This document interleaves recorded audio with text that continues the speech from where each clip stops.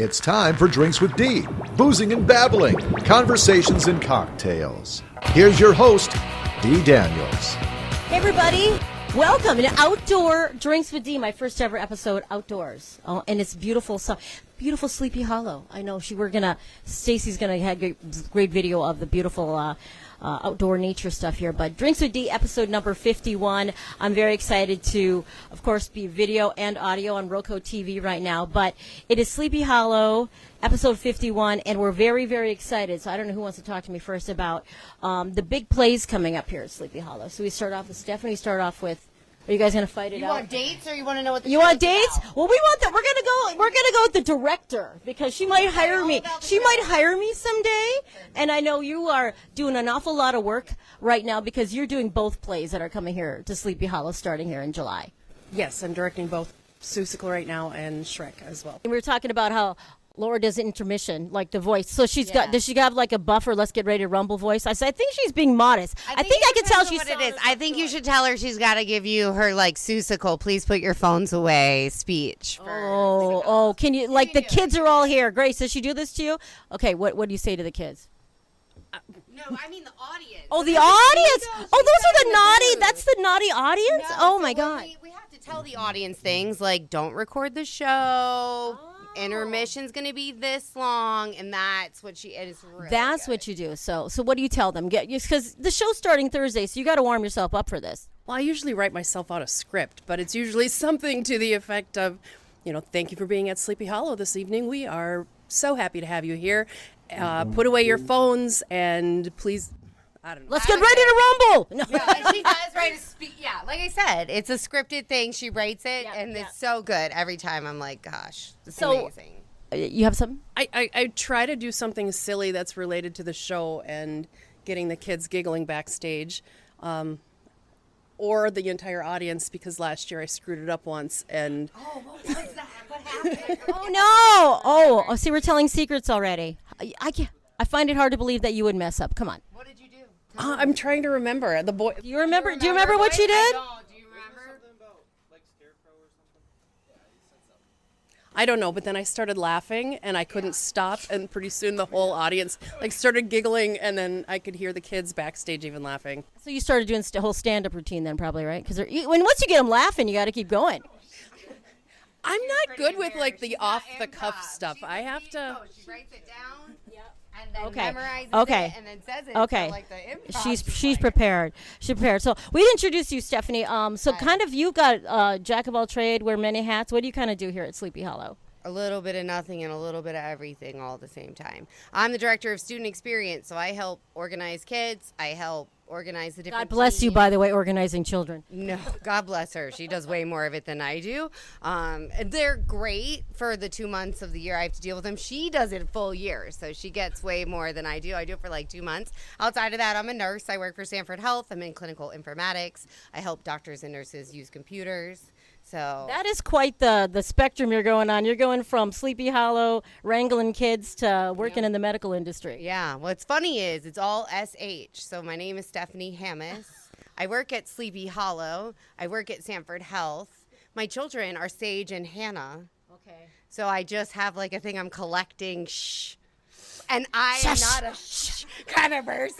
So I am very often accused of being the loudest in the room. I am a performer. I'm a singer. She doesn't even need a microphone, really. I mean, no, not really. You should be doing the intermission announcements. You don't even need a microphone. No, she's way better at that than me. I make it up. I don't here's the thing. I like musical theater because I learn music very well and I'm a singer.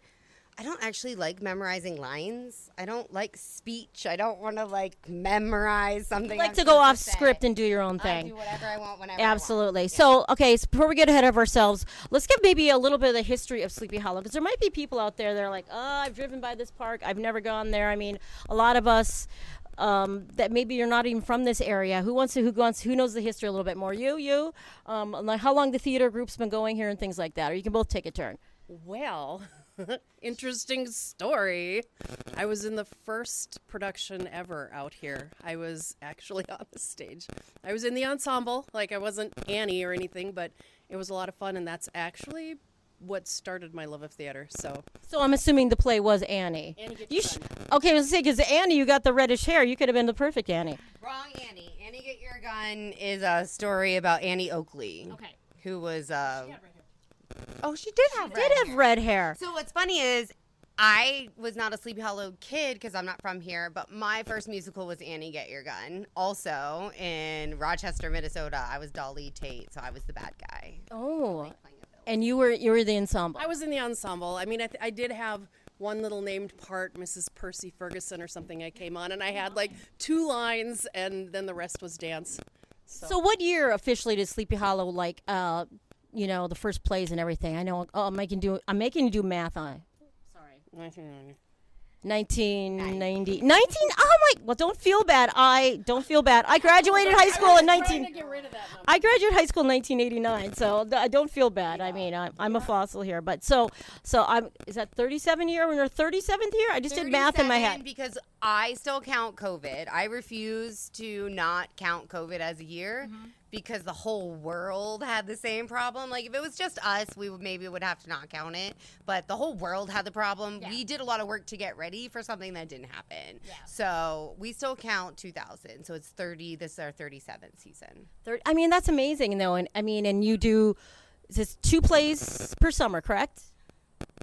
Oh, we've done up to 4 plays, and we've also done some adult productions, different time of year. Lately, it's been 2 in the summer. Because it's a lot of work. Obviously, people don't get that. I mean, it's time. Because and I'm just a parent shuttling a kid here. I mean, I can imagine you guys behind the scenes stuff. Yeah, it's a lot of work. So Sleepy Hollow was founded in 1990 by Stephanie Delmore and Susan Lundberg. It was the Lundberg family. Their parents went to Broadway one day and said, we need to do something like this in Bismarck, which is really cool. Bismarck, it's coming. Yeah, right? They're like, we don't have anything like this. So they worked with Bismarck Park and Rec. They went to Bismarck Park and Rec and was like, hey, we want a place to do like an outdoor children's theater. And Bismarck Park and Rec were like, we have this spot that like nobody can do anything with. There's a bunch of trees, right? And so they're like, that sounds perfect. So the stage was very little. You can actually read in our program. It tells you every date that everything was built out here. I don't have it memorized. Don't ask me to. You know what I said about memorization, right? But so then their parents ran it, and then the ladies have run it since their parents gave it to them. So they're the legacy of Sleepy Hollow. They will be out here soon. They run the costume warehouse. Susan is our seamstress. Stephanie is a costumer. We do have another costumer, Nancy, that works with her. We have a staff of 23, I think. Something like that. I don't really count them. There's 100 if you count the pit, so the orchestra for Shrek, there's about 150 kids in our program between our rising stars, which are our youngest kids, and then our Seussical Shrek cast, and also the pit. Our pit is like 48 kids this year. There's a lot of instruments down there. They're gonna pack it in. That's a lot of names and kids to wrangle, I like to say, right? Right. Well, yeah, you don't. I mean, obviously you have some help with wrangling, right?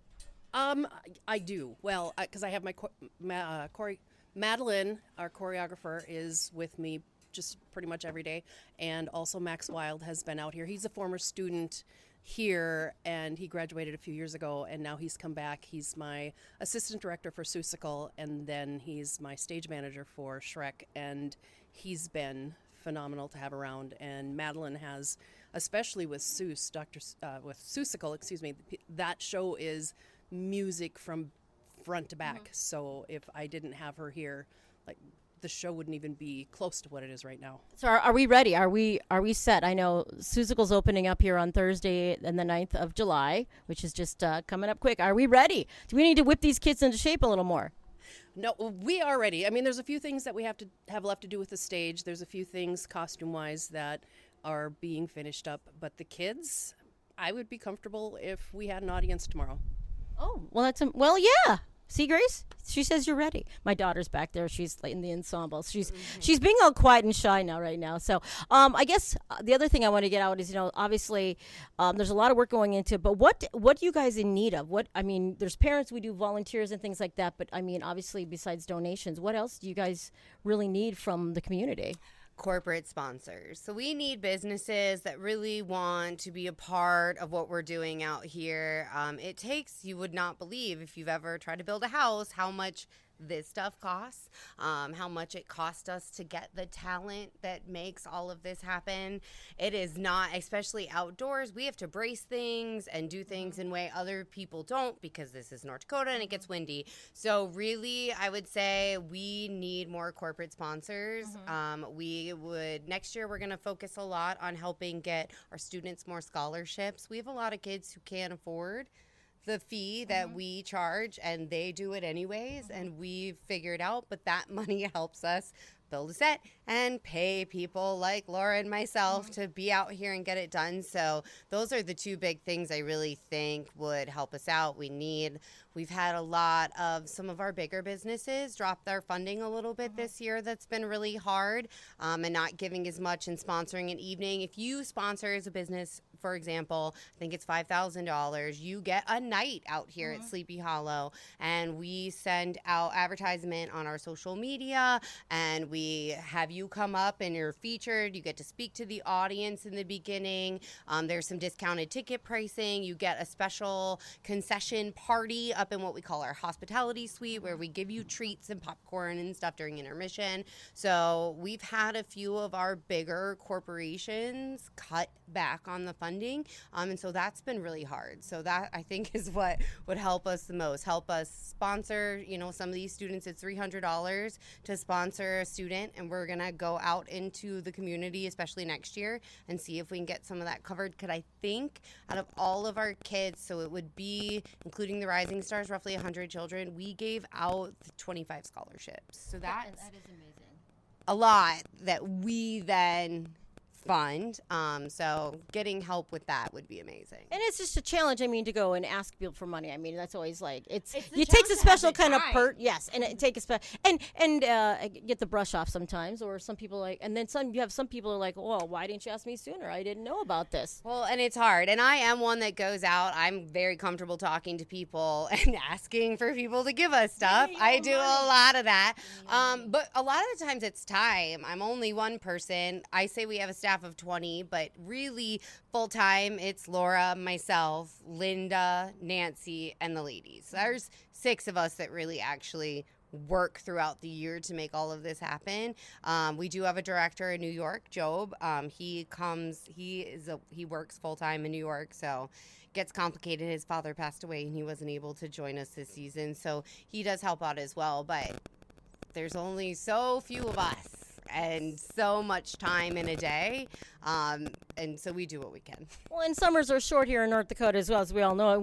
And a lot of us would be like, I'd rather be at the lake or doing whatever, but you're here every evening, and it's going to be getting hot here soon. Perspiring backstage, I have to say. What's funny about that is I have parents who have told me, like, people come up to them and go, oh, well, what do you do for the summer? And they look at them, they're like, my kid's a Sleepy Hollow kid. And they're like, okay, but what do you do for the summer? And they're like, Sleepy Hollow. Like, if you're a Sleepy Hollow kid, this is what you do for your summer. We don't vacation. We don't go anywhere. We live here. I am learning that with my daughter's first year, and I had said to her, because I know now the rehearsals are starting later and the play's starting, I go, 11 o'clock, I don't know if Mom's going to be awake. You better call me at 10 to make sure I'm awake so I can come and pick you. I'm early to bed, early to rise kind of gal, so it's going to be a challenge for me as well. If we were late nighters, we'd be a problem. So it's interesting, right? Because as a new Sleepy Hollow mom, right, we are starting tech week, right? Yeah. So we go into we're running the show. The lights guys are working on stuff. The sound guys are working on stuff. The director, the costumes, the hair, makeup, all the things, right?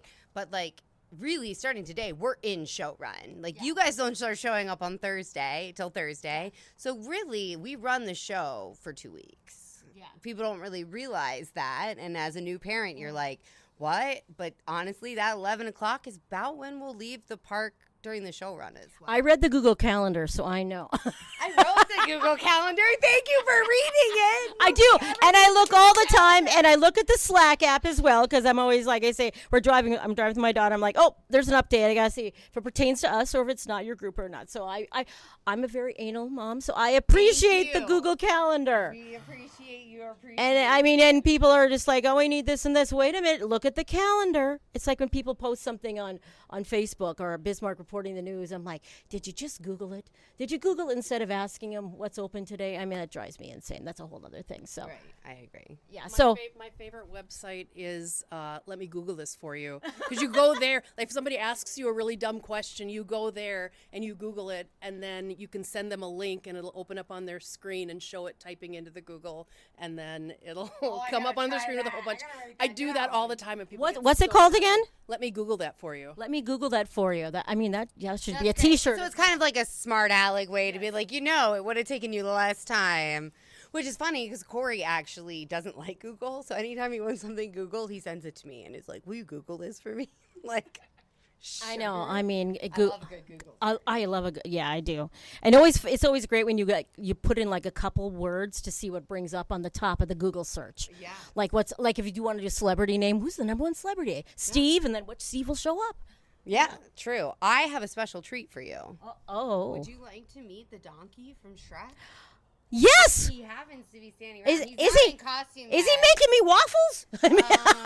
And in the morning, I'm making Waffle. That's my favorite part of the entire. I'm going to give you a donkey. Okay. This is Austin. You're gonna give me a donkey, and I'll give you some magic Is this beans. a kid-friendly podcast? Yeah.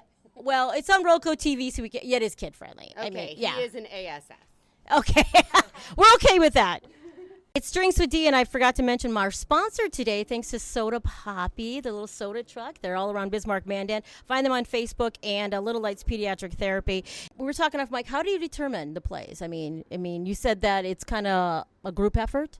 Well, the ladies, Susan Lundberg and Stephanie Delmore, they start thinking about it throughout the year, and all of us give them some input, and ideas and things that we wouldn't mind doing, and they take it in. Ultimately, it's their decision, but we do have some input and say, at least to be able to give them ideas and things that they should look at.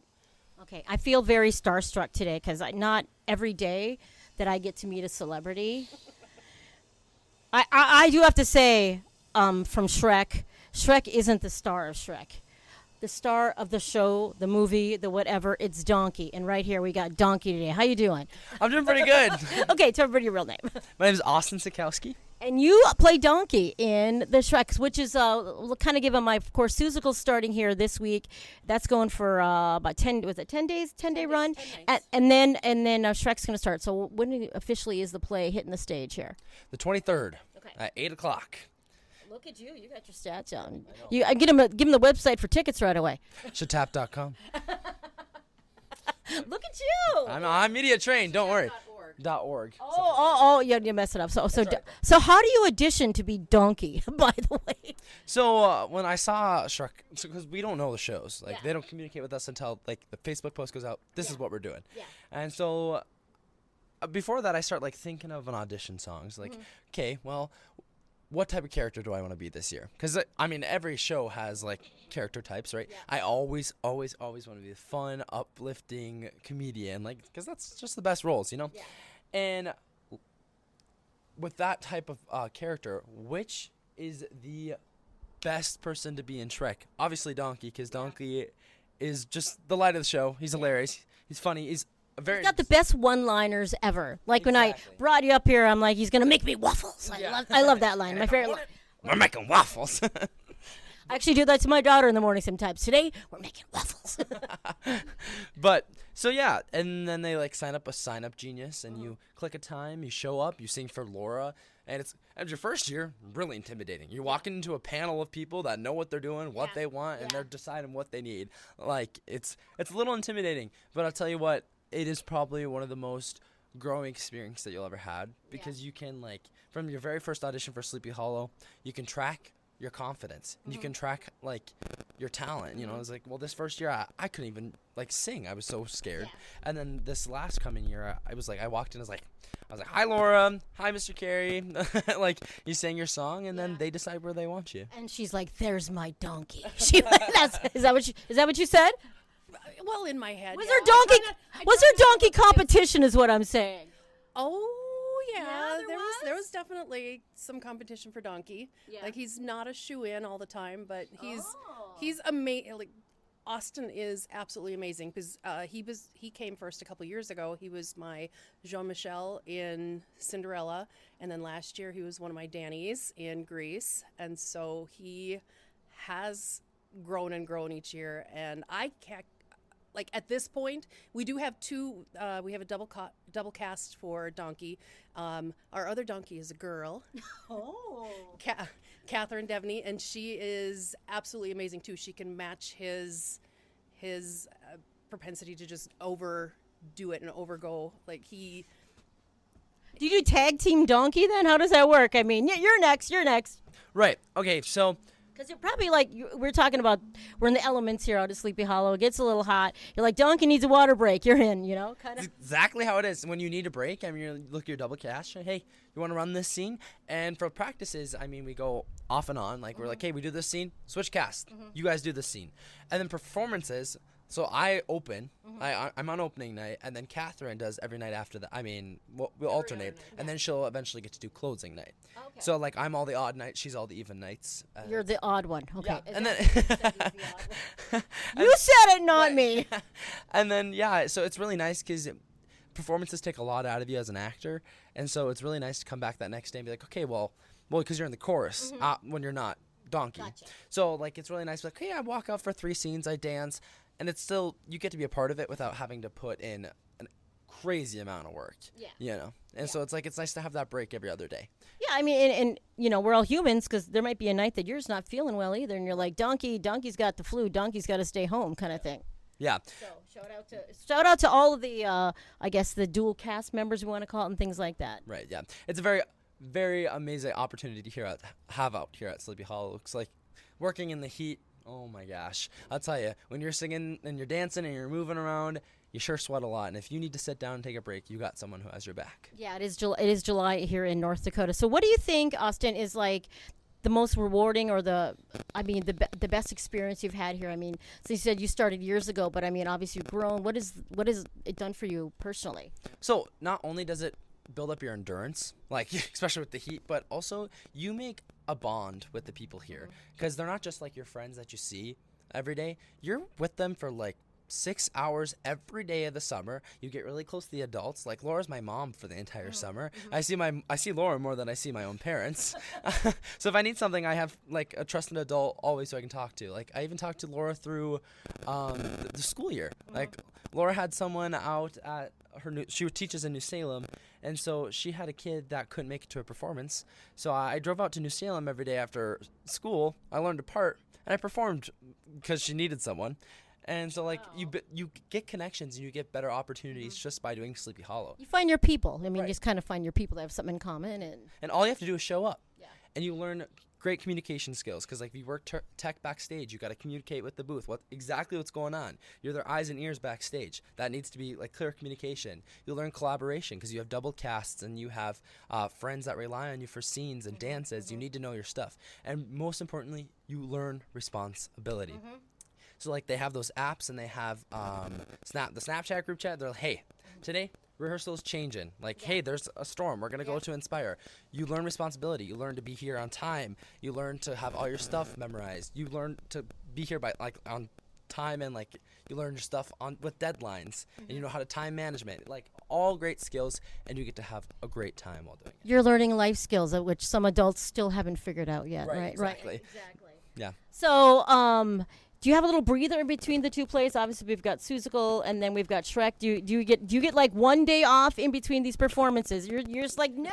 No, basically we have 4 days between the performances to set up for the other show. So the basic set structure will stay the same, but we have to completely repaint everything because this is not Shrek world. This is Dr. Seuss world. Yeah. So we have to repaint everything. We have to pull off anything that's Seussical and completely redo the set. So we have 4 days to change it over, and that's probably not.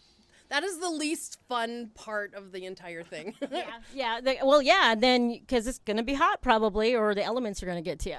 Right. So my dad actually volunteers here at Sleepy Hollow a lot. He'll help build and stuff. And that is the one week he always complains about. He's like, all right, well, I will work from 7:30 in the morning until 12:30 at night to make sure the stage is turned around for you guys, because it's a lot of work. You have to repaint everything. You have to build some new set pieces. Like that week right there is a struggle. I can only imagine. I mean, like I said, I'm just the parent who's got to carpool and get kids here and maybe volunteer a night or two. But, I mean, just the dedication. That's the part I wanted to let people know is what goes behind the scenes of all this. I think people are like, oh, I'm going to go see that play again this summer. That's great. But, yeah, well, that looked like great. But what goes in it? It's like any job you do. You don't know what goes into someone's job, you know. And then you don't have a lot of time. You're done with the plays, and then you got to go back to school. Pretty much. Yes, Well, like yeah. we end on August 1st, and I think New Salem goes back right around the 15th. Oh, that's early in Bismarck. They go back to the 20th here. So. Yeah. Well, I mean, if you sign up for Sleepy Hollow, I'm going to be straight honest with you. You don't have much of a summer, but your summer is here. I mean, like, you don't get, like, your parents like, hey, we're going to go to Deadwood with your cousins and whatnot. Sorry, you have rehearsal. Yes, you made an obligation. I've said that to my daughter a couple times. Right. It's like, I want to go to the pool. And they, no, we've got rehearsal today. I mean, it is really fun, and I'll never size it down. I mean, like, it's a great time, and you learn lots of things, like I've mentioned. I mean, it really pays off, and, I mean, you get discounted concessions. I mean, it's really What? worth it. Discounted concessions? I mean, yeah. I mean, Well, I'll be working concessions here next week, so. okay, well, you better put that discount on there, because those Scotcheroos, You can't beat a Sleepy Hollow Scotch Yeah. Brew. Well, I know. I saw that on the volunteer list, and I'm like, I don't think they'd leave my house if I made the Sleepy Hollow Scotcheroos. I mean, other people want to eat them. I guess, what else should we let people know about the upcoming plays? Let's maybe get out that ticket information and things once again so people can start buying those tickets. Okay, well, Seussical runs from July 9th to July 18th, so 10 nights, 8 o'clock. The tickets are at shtap.org. And then we have the 4-day changeover, of course, and then Shrek runs from July 23rd to August 1st. And then what happens August 1st? Big cast party and like, what? We did it. The kids usually have a party somewhere at somebody's house with a big pool, and Yeah. they have some fun. I think they cut loose. I generally don't go to those. I try to let them have that for them. They've had enough of you by then. Probably. That director. She thinks she's Spielberg or something. I don't know. Anything else you want to let everybody know? Well, I mean, the plays are coming up, and it's going to be a great summer. I'm crossing my fingers. I know it's going to probably be hot this first weekend, but I'm crossing my fingers that the weather holds for you guys. So, well, the only reason why we do this is to put on a great, amazing show for you guys to enjoy with your families. But all of our hard work doesn't pay off if you don't show up. So if you are just sitting around, grab your kids, grab whoever you want to go see the show with, come put up a lawn chair and come watch, because that's what makes this, what we do, pay off.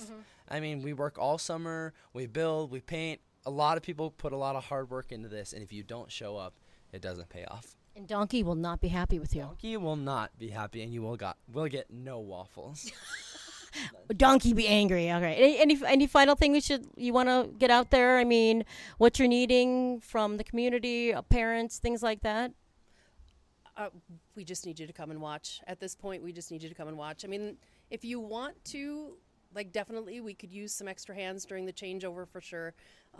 We could always use help getting some of the things painted, like all the floor, everything out here has to be painted yet. So there's always things to do, and you can contact us through our website. So, look, do you know what like the biggest crowd has ever been here for like a play and what it was? Oh gosh, Frozen. When we Okay. did Frozen a few years ago, I believe one of the crowds topped 1,200. That's really amazing. Was it a cold night then? Was it Frozen or no? It was a hot night? I mean, come on.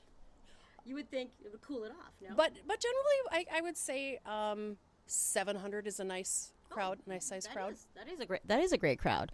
And what are you looking forward to for the school year? The school year, Nothing. Not a lot. No one to start. No one to start. No, and it's really sad when we roll around the school year and I don't get to see any of my Sleepy Hollow friends because we all come from there's 3 districts, right? There's 3 different high schools. So in the high school show, you only really see each other at if you're in music, you see them at music events or other, that's the only time you get to see them other than Sleepy Hollow, which is quite sad, but. Yeah, well, I mean, summers go fast, and I'm encouraging everybody to come on out, volunteer if you can, donate if you can, and of course, just find out a little bit more Sleepy Hollow. Get those tickets. Again, the website one last time. SHTAP.org. So it's Sleepy Hollow Theater Arts Park.org. So A great night, a beautiful park out here. This is Drinks with D. I want to thanks to my sponsors. They're really good. Soda Poppies. So you can check them out on Facebook. You can find their soda truck, Little Lights Pediatric Therapy. And I'm very excited. Roco TV, you can see us. Thanks to Stacy from URL Radio. Outdoor podcast. We did okay in North Dakota. What you think? Pretty good. Donkey approves. It's Drinks with D, Laura, Donkey, and I know we're Steph. You guys, thanks so much for spending some time with me today. And everybody, have a great rest of your day. Thanks for listening to Drinks with D. Remember to subscribe and follow on social media. Cheers.